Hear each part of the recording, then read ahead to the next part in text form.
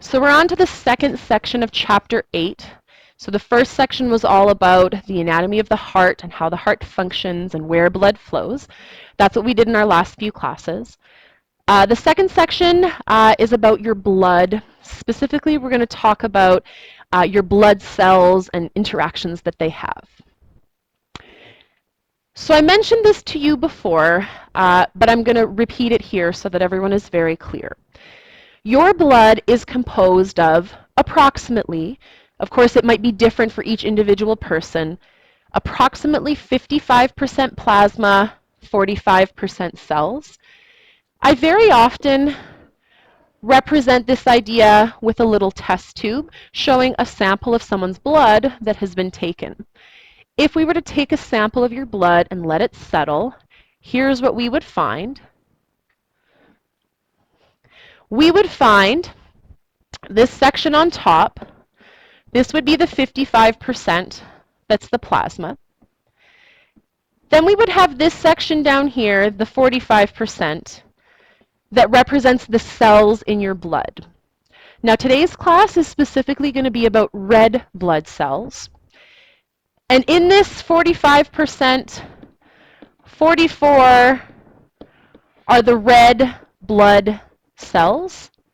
And this skinny little piece that I drew a little thicker than reality just so that you knew it was there, that 1% would be the white blood cells and platelets. So almost half of your blood is red blood cells, a little bit less than half. Now, so that you know, because I'm going to use the word plasma today as well, plasma is the part of your blood that is mostly water. Over 90% of the plasma is water. And we know that water is good at dissolving things. And because it can dissolve things, it can transport things. So it has a whole bunch of dissolved substances that it is going to transport around. Nutrients, wastes, gases, hormones, and other special proteins. We're going to focus on a particular type of special proteins called antibodies. I'm going to define that a little bit later on, but I just want to highlight antibodies are in the plasma of your blood. They're a special type of protein. So this is what your blood is made of. Red blood cells at the bottom, skinny little layer of white blood cells and platelets, and then a big, huge layer that's plasma, which basically is water with some things dissolved in it. So, what do we know about red blood cells? First thing that I'd like to highlight is this word, erythrocytes. Now the ending of the word means cell. We will see, as we talk about the cells that are in your blood, a bunch of words that end with C-Y-T-E. Cyte at the end of a word is just a suffix that means cell. The erythro part at the beginning is the part that tells me that they're red. So erythrocyte is the fancy scientific name of a red blood cell. Now if I'm asking you a question where you have to write something down, you can call it a red blood cell or you can call it an erythrocyte. I will let you know, however, that I will absolutely use erythrocyte if I'm making a multiple choice question or a numeric response question. So you do need to know that that is the name of a red blood cell. Now here are some characteristics, and we'll see tomorrow when we talk about white blood cells that some of them are the same and some of them are different. The first characteristic, where they are made, bone marrow. Bone marrow is the material inside your bones. This is why someone who has perhaps a blood disorder might require a bone marrow transplant. Now, because bone marrow comes from inside your bones, I've never had this, but I understand from people who have that it's very painful to donate bone marrow. So if you know anyone who has donated bone marrow, give them a pat on the back. It's a pretty big deal to donate bone marrow. It's not easy like donating blood, where you just sit there and then you get juice and cookies. Like, it's a pretty major procedure. I think usually they go in somewhere through your back. It doesn't look nice when I watch it on imaginary TV shows. I would do it, I think, if someone needed my bone marrow, but from what I understand, it hurts quite a bit. These blood cells have no nucleus. And that's weird. That's a weird, different thing that is unusual about red blood cells. Now, because red blood cells are part of a multicellular organism, sometimes when you're part of a multicellular organism, you don't have all of the organelles because you have one specific function. And we know from our lesson on respiration that their job is to transport oxygen. That's what they do. And so some of the other organelles are kind of pushed to the side or not even present to allow the most space possible. They live about 120 days, so if you ask yourself how many days are in a month, about 30. That means about 4 months. So every 4 months, you have an entire new set of red blood cells. Now, obviously, it doesn't happen every 4 months on the dot, all of your blood cells die and all new ones get made. It's happening continuously all the time. Your spleen and your liver break down red blood cells. Now, I mentioned this maybe just briefly in the unit on digestion, but in your liver, part of the red blood cell is used to make bile. So your body is recycling the parts of the red blood cell to do other things.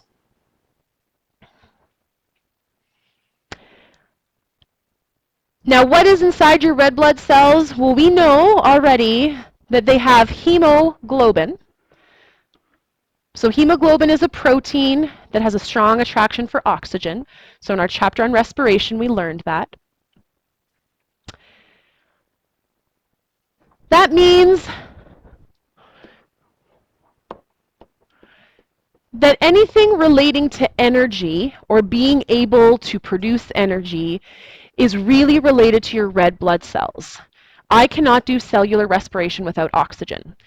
So anything that involves transporting oxygen will affect my ability to perform cell respiration. Now, red blood cells stay in the vessels. At the very beginning, I use the term a closed system.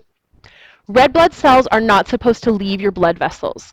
They are supposed to stay inside your arteries, veins, and capillaries. They only leave if the vessel is damaged. And the reason I'm pointing this out is because white blood cells are not the same. So this is a distinctive difference between the two types. Now, the next point is about gas exchange. They are shaped like a bagel. And so if I was to try to draw a red blood cell and I was looking at it from the side, it kind of looks like this. If I was looking at it from the top, it kind of looks like that. So that's what a red blood cell looks like, kind of like a lifesaver. That's the shape I would talk about. Lifesavers, bagels, something that's round that is either has a hole in the middle or is really flat in the middle. There's a kind of candy called a Campino. I don't know if you know this. And they are actually the best comparison. Lifesavers and bagels have a hole in the middle, and your red blood cells don't have a hole in the middle. They're just flat in the middle. And these Campino candies are like lifesavers, but they don't have a hole in the middle. And that would be the best analogy I could give. The reason they're shaped like that, it makes the size of the cell small, nice and flat, so they can fit through those tiny little capillaries, but maintains surface area. So when I have things that are really flat or skinny, usually they have lots of surface area compared to their volume. You might remember in Science 10 learning about surface area to volume ratios, and red blood cells have really good surface to volume ratios. And the reason here is gas exchange. Red blood cells are all about oxygen. That is what they do. Now the next point is one that I will tell you I like to ask about as a written question because you can say a lot of things. If there's lower oxygen concentration in the air, more red blood cells will be produced by your bone marrow. So, an application of this would be the idea of high altitude training. You could do this one of two ways. You could go somewhere that is at a really high altitude. A common example is Denver. It's a mile-high city. It has a really high altitude. And athletes will frequently go to a place that is at a high altitude purposefully to train because there is less oxygen in the air, so it stimulates their bone marrow to produce more red blood cells. The more you have, the more energy you have. And if you're an athlete, having more energy usually means you can perform better. Now, there's another way you can do this. I see this guy at my gym do this. You can buy a mask that simulates high altitude. And this person at my gym, he is in such good shape, he can jump on a box that's as tall as me from the ground. I didn't even believe it was real until I saw him do it. But he does it all with this high altitude mask on. It is crazy. I don't know how he does it. I tried putting one of those on once and I felt like I was going to die. Like it felt like someone was sucking all of the oxygen out of me. So I could ask you on a test, why would an athlete do high altitude training? And here's what I would look for in the answer. I would look for you to talk about oxygen concentration, red blood cell production, where it happens, and the fact that I need red blood cells for oxygen and energy. So if I ask you that question, I'm actually asking you basically all of this red blood cell information all in one. Do you see how beautiful that is? One question, all the info. Gonna be on a test, for sure. Now, that is the information about red blood cells and hemoglobin. The other thing we need to talk about with red blood cells is how they help determine which blood type you are. So there are 4 major blood types, and then we'll see that there are some subcategories as well. But they're all determined by protein markers on the red blood cells. And I'm going to show you some pictures and some diagrams and some charts that will help us explain how this all works. So like I said, on page 296 of your textbook, there are actually 2 things that you want to look at. One of them is this little table that tells you, depending on which type of blood you have, what is going on. And there are a couple of key words here that you need to be able to define.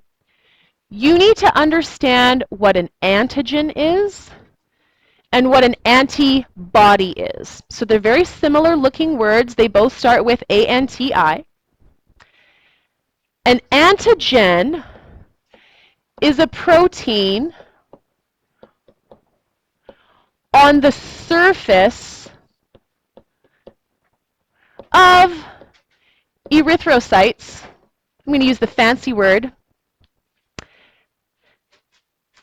Whereas an antibody is another protein, but this time it is in the plasma. So we're going to talk about proteins that are attached to the surface of red blood cells and proteins that are in the plasma of your blood. Now over here we have the 4 major types of blood, A, B, AB, and O.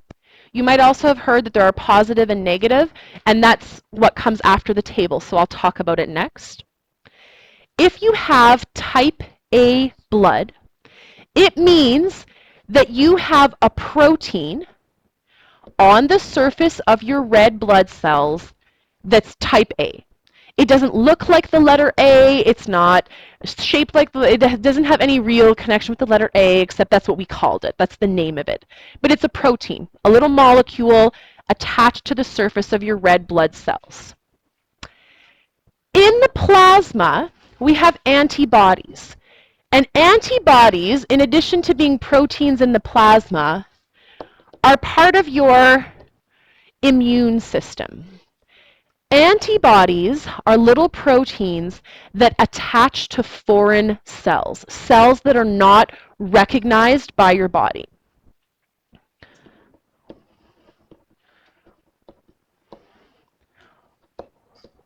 So an antibody's job is to recognize cells that do not belong in the person's body, in their bloodstream, and to attach to them so that the rest of your immune system sees it. So they make a big clump. They start making things clump together so that it's easy for your immune system to kill that cell that doesn't belong. So if you have type A blood, you have antibodies for type B. But you don't have antibodies for type A. If you did, your blood would attack itself. So you have antibodies for the other kind of protein. Now you might ask yourself, what about type O? But you'll see that type O isn't actually a type, it's the absence of something. So if you have type B blood, you have a B protein on the surface of your red blood cells, but then in your plasma, you have anti-A antibodies. Your blood would attack type A blood, but of course not type B because that's your type. Now type AB is when you have both. You have A proteins and you have B proteins on the surface of your red blood cell. And then this is pretty important. You do not have antibodies to type A or to type B. You have neither. Your blood will not attack another type of blood. That's a big deal. That means if you're type AB, you can receive any type of blood. Doesn't matter which kind it is, your body won't attack it. Now type O is really special in this category. Type O has no antigens on the surface. It does not have A, it does not have B. So there's no A proteins, no B proteins. So type O isn't an O protein, it's not the other two. Think about it like type 0 instead of type O. That means that it has both antibodies. Type O, if that's what you are, you would attack type A blood if it was given to you. You would also attack type B or type AB. Type O people can only receive type O blood because of that. Yes, type O could give their blood to anybody, but only receive from type O. Now something that's funny, I'm just going to make a little note here. O is the recessive gene, and usually recessive genes are not common, but O is also the most common. Which is weird. It's a weird thing to have a recessive genetic characteristic be actually the one that's the most common. But it's the most frequent allele that we see in the population. Type O is by far the most common type of blood for people to have. Now the other thing, and I could have put this as part of the table, but it would have made the table twice as big, so I decided to put it afterwards. There's another antigen. It's called the Rh group. It's just another protein, another antigen on the red blood cell membrane. It's called the rhesus factor. You might know that there's a thing called a rhesus monkey.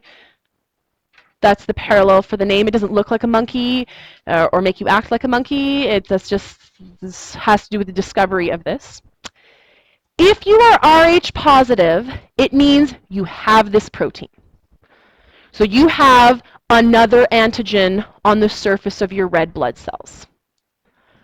If you are Rh negative, it means that you don't. And so when we talk about people's blood types, you might hear them say, oh, I'm O positive, or I'm O negative. The positive and negative have to do with this rhesus factor.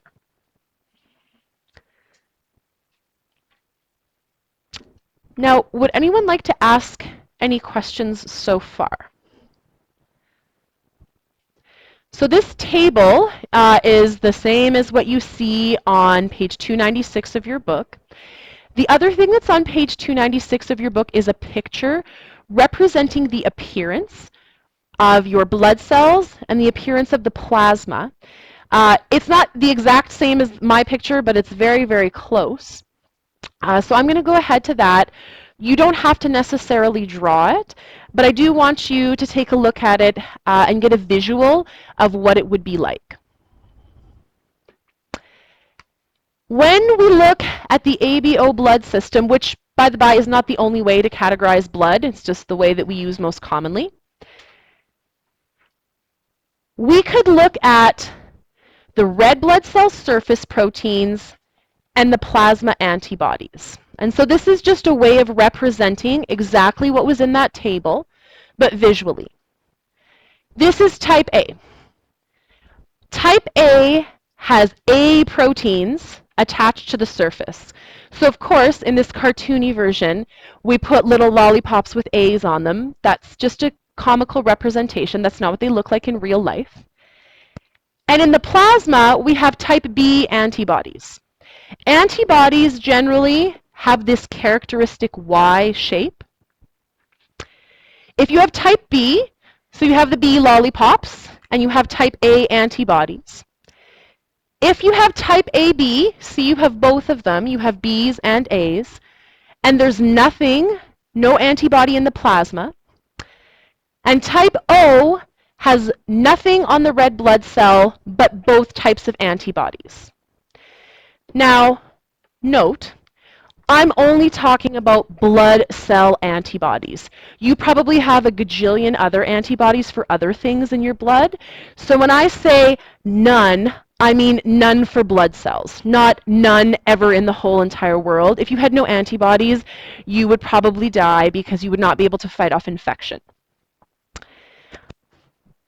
So this picture and the previous table represent the same thing.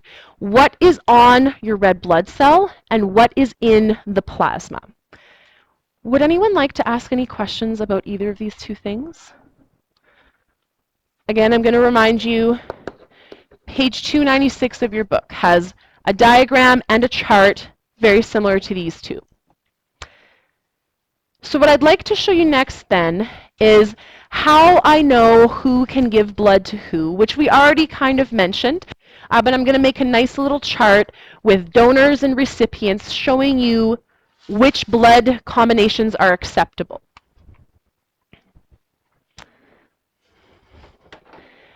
So this is about blood type matching. So that you know, when we do blood type matching, we are considering the antibodies in the receiver's blood and the proteins or antigens in the donor's blood. That's what we're looking for. When you donate blood, they generally separate your blood into plasma and cells. So when someone gets a donation of your blood, they're mostly getting your blood cells, not your plasma. So we're only considering the antibodies that the person receiving the blood has and the antigens that the donor has. So in my little chart, the donor's blood type is listed along the side, and the recipients are along the top, and what I did was write their blood type and then which antibody they had in brackets, because that's the thing that I need to consider. So I put them in the same order, A, B, and O on both sides. So the first place that there are matches, obviously, is if type A gives to type A, or type B gives to type B, or AB gives to AB, or O gives to O. So obviously, if you have the same blood type as somebody, they can receive your blood. But there are other matches that can be found. We mentioned that AB, because it has neither antibody, it does not have A and it does not have O, AB can receive blood from everybody. So if AB is the recipient, any type of blood will work. Type O can give to anybody. So we call type O and type A, B, that was weird. I was just going to say type A, and then I realized I should say B too. Type O is the universal donor. Type AB is the universal receiver. Now, in terms of the Rh factor, if you are Rh positive, you do not produce antibodies. And if you're if you're Rh positive, you do not produce antibodies. And if you are Rh, this should say negative. That was a mistake. Negative, you do. So the result of that is that a person who is Rh negative cannot receive Rh positive blood. And so what I like to suggest when we're talking about blood types is that you think about the A, the B, the AB, and the O, and the positive or the negative separately. Theoretically, I could have made this chart with A positive, A negative, B positive, B negative, AB positive, AB negative, O positive, O negative. That would have made a huge chart. It would have been too big. So I like to consider the antigens for type A or type B separately from the antigen for the Rh factor. As long as you remember negative cannot receive positive, that's true for all of the blood types. Doesn't matter whether it's A or B or AB or O. Negative cannot receive positive. So if I were to add to this universal donor idea, O negative is realistically the universal donor. O positive is still good, but you can only give O positive to people who also have the rhesus factor. O negative, because it really has no antibody, or because it really has no antigens on its surface, is the real universal donor.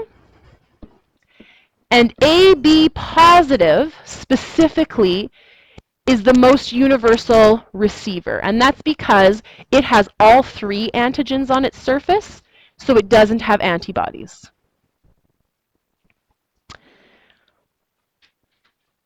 Now, would anyone like to ask questions about how you match blood type?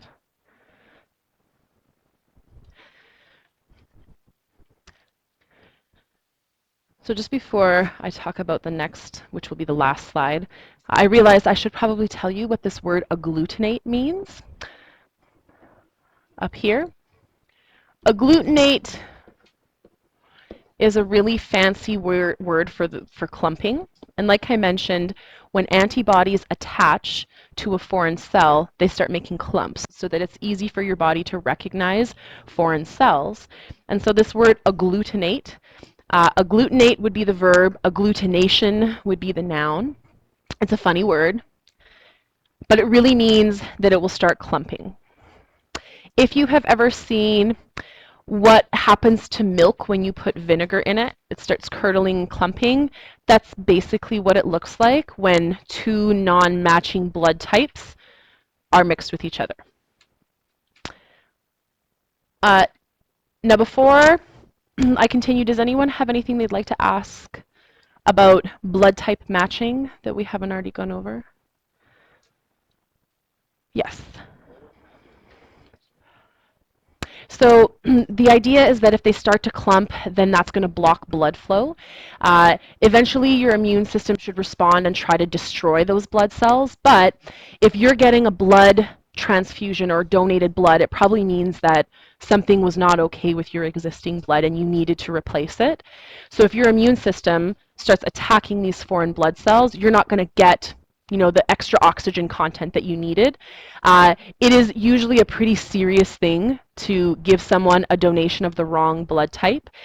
You'll notice that when the Canadian Blood Services does their little announcement, they always say there's a big need for type O negative blood, and it's because when you don't know what type someone's blood is and they've been in an accident, you got to go with O negative because you know at least then there's not going to be that reaction.